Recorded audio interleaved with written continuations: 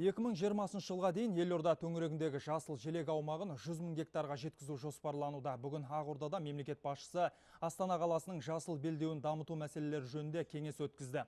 Кеңесте президентке екпе орманның жалпы алаңын ұлғайту Экспо 2017 көрмесіне дайындық аясында демалыс аймағын құру, сондай-ақ Астана-Щучинск көлік жолы бойын Вячеслав су қоймасы мен Қарабидайық қалдық су жинақтаушысының айналасын жасыл желекпен көмкеру жұмыстарының барысы туралы баяндалды.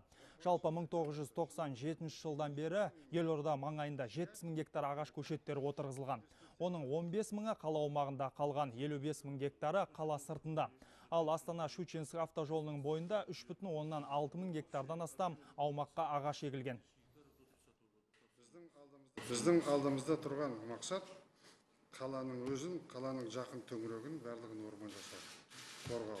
Бір, екінші, бұдан қала берсе жаңағы Бурабайға қарай, жаңағы Ақкөлге дейін ары қарай ана үлкен орманмен қосу. Бірінші кезең аяқталған соң біз екінші кезеңге кірісеміз. Қалалық әкімдік бұл бағыт бойынша қазірдің өзінде жұмыс жасап жатыр. 2030 жылға дейін жасыл желектің жалпы аумағы 35 мың гектарға жетеді.